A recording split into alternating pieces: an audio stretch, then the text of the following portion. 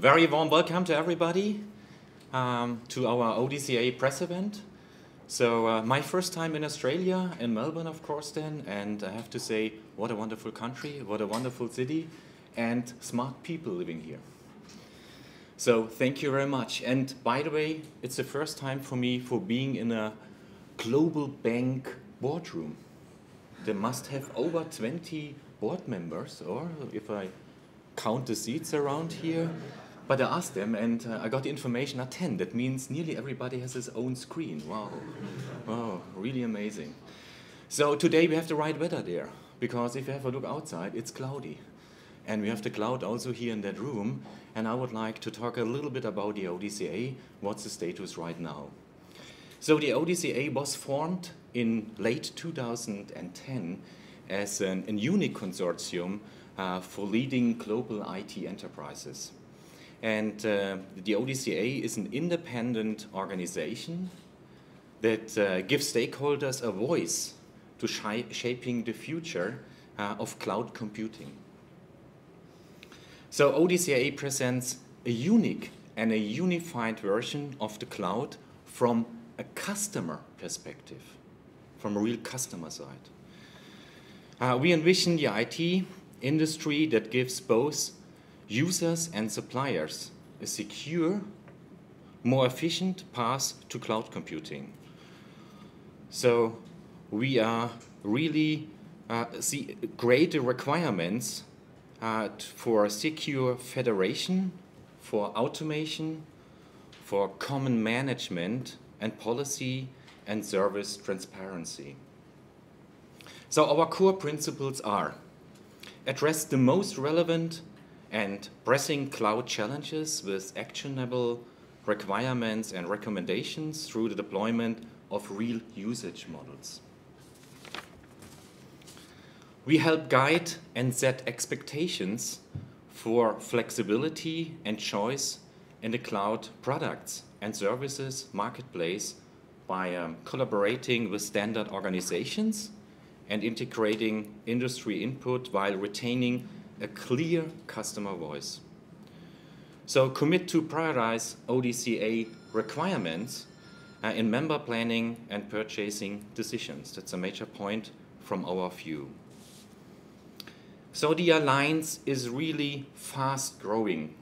Membership includes more than 300 companies spanning multiple continents and industries, representing more than 100 billion annual IT spend. That's a huge number, I think. The Open Data Center Alliance is led by 13 members in the steering committee, whose companies share the same vision for requirements that will shape data center evolution. So the Alliance is focused on most urgent requirements: secure federation, automation, common management and policies, and service transparency. What does mean security monitoring? The usage model is designed to provide organizations with a standard monitoring, and not different monitoring. It's a standard monitoring framework, and relevant for the interfaces that will let them query the status of the security and compliance within the service they procure from providers. Security provider assurance, this usage model provides standard definitions of security for cloud services. Especially in a bank, I think it's pretty much important. And I got the information that NAB is belonging to the security models. And yesterday I made my decision to open an account at NAB here. So hopefully I will have it tomorrow. I must be safe then.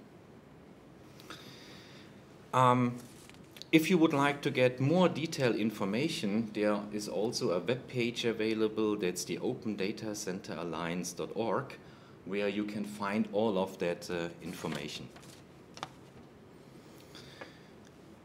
Right now, we are joining by more than 30 contributing members working side by side in technical work groups. And they are also ranking up the who is who of cloud industry in solution provider ranks. Pretty much important that also the solution providers help us, not just we produce requirements and usages, but we come to solutions then that everybody can use in the market. As I mentioned before, representation is across geographics and industries to create a comprehensive customer viewpoint. So Intel gives us a great help in the group success as a technical advisor. That's pretty much important for us to get their technical experience. I'm pretty happy today to announce that the University of Melbourne joined the Open Data Center Alliance as a contributing member. I think it's very great news to get them on board here to help us to get the usage models done. We have the RFP language to view board initial deployments of the ODCA requirements there. And the National Australia Banks leads member adoption, security provider assurance deployment. That means, yeah, I can open my bank account, that's for sure. And another news is that NTT Data joined the Open Data Center Alliance in the steering committee. So there's another good contribution to the organization. I got the information from Alison that we have some new tool there that I have to present. So it's called an RFP language tool where you can type in your information and then you get the use cases directly back that you can put the verbiage into your RFPs. I never saw it before, so Alison, truly I need your help to go through this tool. So we've got the RFP Assistant online tool up for everyone to see. First question that I have for you, Mario, I guess you're an enterprise and not a provider. That would be true. So why don't we go ahead and click next. So the next question that I have for you, you might want to speak about why the RFP verbiage is important to an enterprise like you. But if we look at the different product categories, which product categories are you looking to develop a proposal for? Hardware servers. Okay, that's good. And software security monitoring or hypervisor, whatever you would like. Great. And then we do compute IaaS hosting, so infrastructure as a service. Fantastic, great. So let's see what happens. The next question happens. So what's the next question, Alison? So Mario, the tool has told you which usage models from the Open Data Center Alliance are relative to those particular categories of products or services.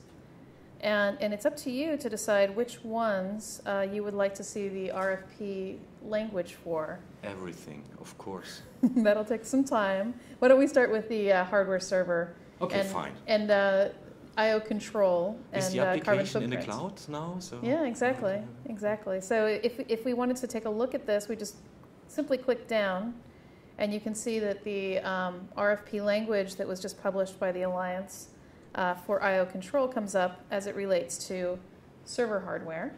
So that means I can use this information, this verbiage, and put it into my RFPs? That's exactly what the intention is. Okay, that's great. That will help, I think, a lot of people right now if they do their RFPs there, do their tender, so they can use the standard information, and that means it is Open Data Center Alliance compliance, and it will help. Makes it easier. Less discussions with service providers. Exactly, and of course, we know that you might not want to cut and paste, so you can simply email the RFP verbiage to yourself. Okay. Or if you don't know of a provider, connect with a provider for a solution. So we'll help you complete the entire process for your proposal. That's pretty much easy, Alison. So we try. I think easy to get all this information, the standard information out of the tool, and that will help you to get the right information in your RFPs. And besides that, we finalized 5 usage models updated today in the steering committee together with the technical committee and to accelerate members' POCs and proposals. As you can see there, it's provider assurance, compliance monitoring, VM, virtual machine, interoperability, I/O control, and carbon footprint. These usages are available.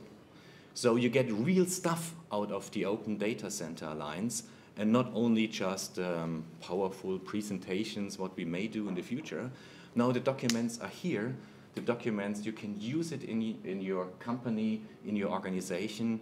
So there's a real outcome out of the ODCA. I think it's a great result for a little bit more than a year of working in the Open Data Center Alliance as a global customer voice organization. Ladies and gentlemen, thank you very much for your time. And I would like to introduce the next speaker. It is Adam Bennett, the CEO of the NAB.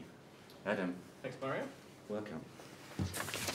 Thanks, Mario, and we'd be happy to open that account for you, and let me assure you, you'll be one of thousands of people switching their banking to NAB at the moment. Let me echo Mario's welcome to members of the press today. I would like to talk a little bit about NAB's involvement in the ODCA. It is something that we're very excited about. And why did we get involved in the ODCA? And there's a number of reasons, and foremost of that is, I think we all recognise that cloud is really emerging as a very strong force in the technology across many industries. And it's very seldom you actually get a chance to really get in at the ground level and help shape how something is as important as cloud is. And that's one of the reasons we were very happy to get involved with the ODCA. The other thing that is very interesting about ODCA is it does represent business and customers' perspectives of the member of ODCA, rather than potentially vendors who, whilst they have a legitimate view on how cloud computing develops, it is a different view, and so we're very keen to be involved. Also, the cross-industry nature of it means that not only will we be working with people across global industries who have a stake in this, but we'll be learning from them as well, and that's something that we're certainly always interested. We always want to reserve the right to get smarter. And lastly, we do want our people to have career opportunities, and so getting involved in cloud computing and how it shapes in the development of those standards, I think, is a real plus. NAB's been very pleased to make a contribution to all parts of ODCA's agenda, but in particular we've been interested in two parts, which is, one is obviously security and the other is the regulatory standards, and that's by virtue really of our industry and what's important to us, and really making sure that as cloud computing develops, we really do start with the requirements of our key stakeholders in mind, being our customers, our employees, our shareholders, and also our regulators, who all have legitimate needs. If I just talk about security, so we're very pleased to be piloting the proof of concept on security provider assurance usage models. Obviously, as cloud develops, there are a number of kind of security issues that will have to be solved and solved by the industry. And we very much see, as cloud computing develops, there will be a need for some kind of accreditation process, both of people who provide the cloud, but also people who use the cloud and interact with the cloud, and the whole ecosystem that we think will develop up around cloud computing. And that's already recognised really in the terms of the different levels of security that we think people will need, ranging from very basic or bronze style security through to silver enterprise, gold being financial services, and right through to platinum, which we think will be the domain of the military. And so we very much recognise the importance of the security standards, and we want to inject our own contribution into that. And that will cover things like security testing, third-party assurance, site visits, audits, all of those types of things that you would anticipate are done very effectively in this type of model. From a regulatory perspective, we absolutely recognise the legitimate concerns of our regulators as cloud computing develops, and that's something that we have spoken with our regulators about, and we recognise the importance of secure storage of customer data and those and customer personal information as the cloud develops will be very much on everyone's agenda. And so we've been very keen to make sure that we can inject those perspectives into the shaping of these standards. The other thing to keep in mind is why do we think standards will be important?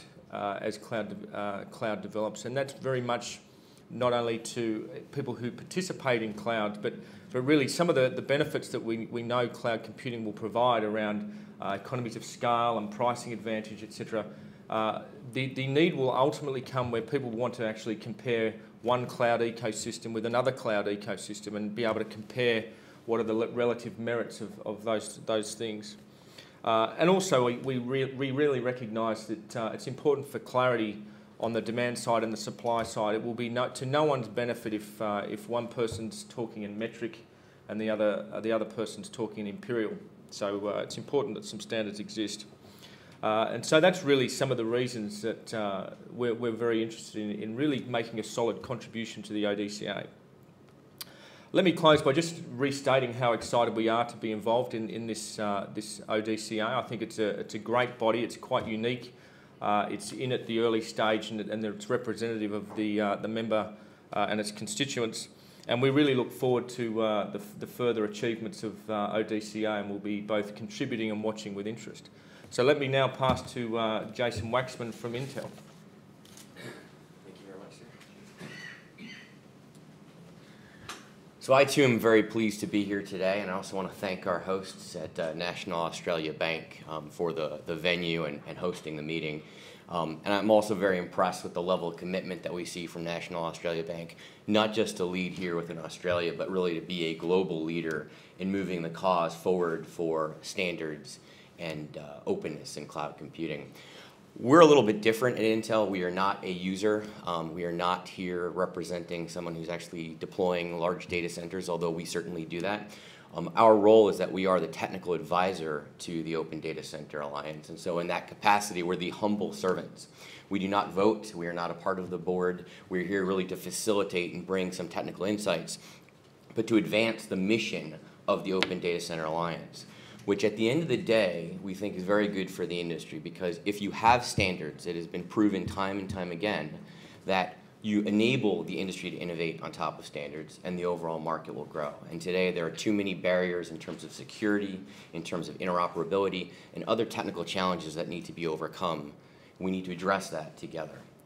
So not only is the usage models that have been published by the Open Data Center Alliance one of the key elements to that, the RFP language that you heard about will really help to accelerate that. So now many data center customers will be able to figure out how to quickly put together RFPs that will allow them to deploy cloud computing in a standards-based manner, and that's one element. Another element is obviously having the leadership and the sponsorship of companies like National Australia Bank to demonstrate how to make these things happen.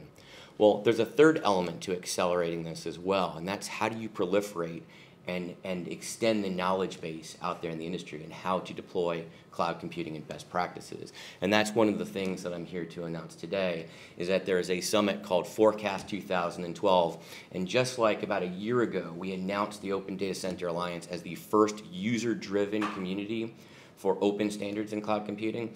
This is actually the first user-driven community event to go share and proliferate those best practices. So what we'll be announcing with many of the partners and companies and standards agencies around the world will be a one-day conference where best practices will be shared, where there'll be applicable case studies that come from the members of the Open Data Center Alliance, which if you've ever been to any vendor-driven event, those are always the most popular sessions. So there's a huge amount of demand to go hear that. We also will have people who are on the standards agencies around the world and regulatory agencies coming and talking about what they would like to see and how they'd like to see the industry move forward in cloud computing.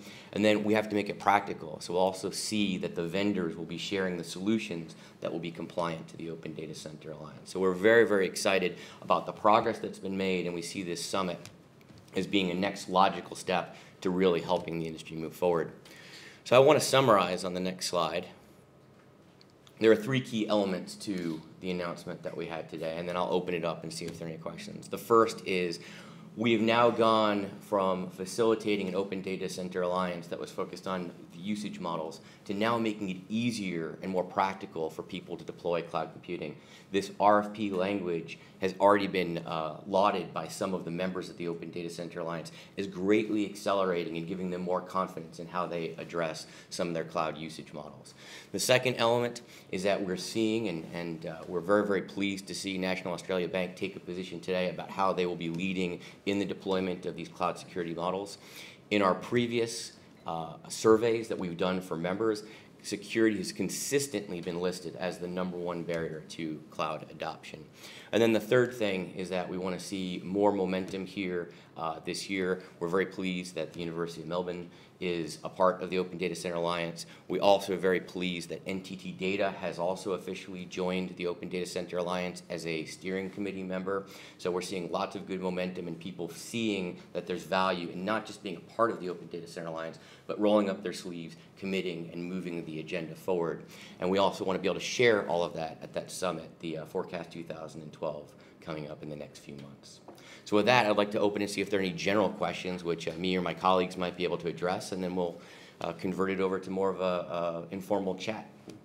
So, any questions? Can you define a bit more what is involved in the models? How we've seen how the language works, but how do the models work? What were they? The usage models themselves, and I certainly welcome anybody else and my colleagues to address them, but there are a number of well-defined usage models that were the original problems, essentially, that were identified by the members of the Open Data Center Alliance. So there are a couple of usage models, as an example, around security, where what the usage model does is it defines the requirements in, for example, security provider assurance for what is it that would be required for different levels of security? So if you are a financial institution and you are looking for how you might be able to deploy in a cloud environment, what should you request from your service provider? What are the key elements of enabling, for example, the secure root of trust of the platform, or how you might be able to protect or encrypt data? These are things that just, it may seem intuitive, but really, because this is an industry and that's growing so rapidly and so fast, a lot of these basic elements are not necessarily in place today. So having a usage model, and this is just highlighting security as one of them, really helps to define and provide member guidance about what they should expect. There are other usage models around carbon footprint. So how can you, if you have to report carbon footprint, how can you work with your cloud service providers to identify what that carbon footprint is and measure it and compare it in a standard way? Because that is meaningful to you based on what kind of service provider you go with. You may have a different type of carbon footprint in the cloud.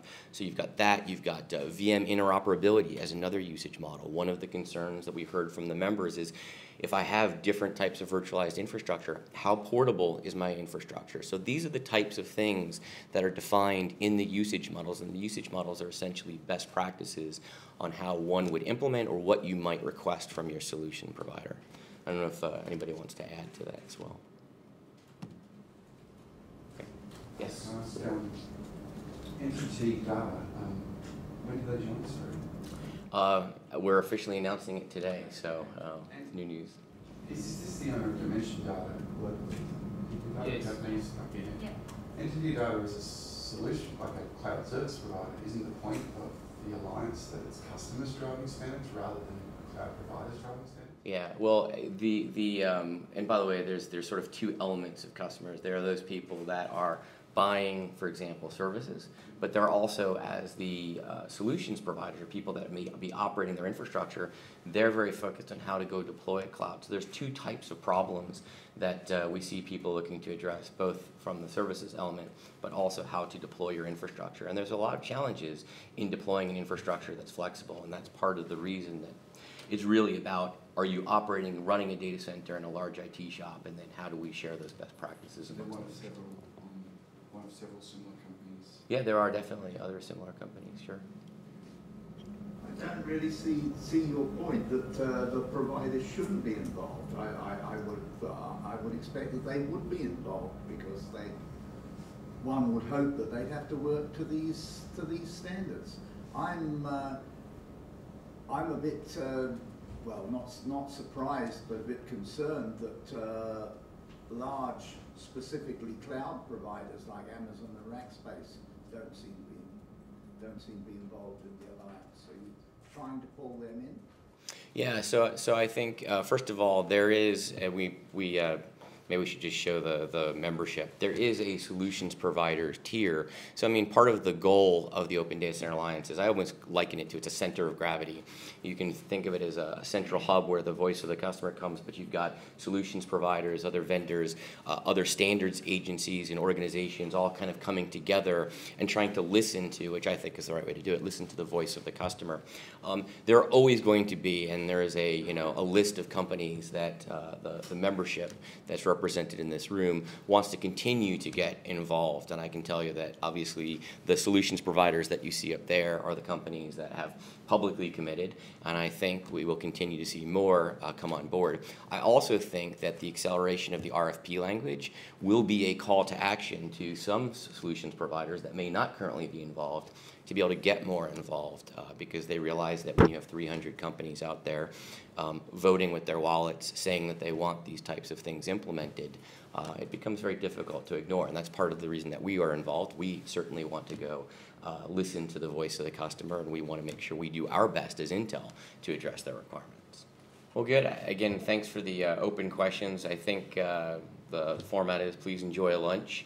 And feel free to ask the people around you questions, or if you see somebody else that is here, feel free to pop up and address them directly. So thank you folks for making it. And again, we're very, very pleased to be making the announcements today. Thank you. Thank you.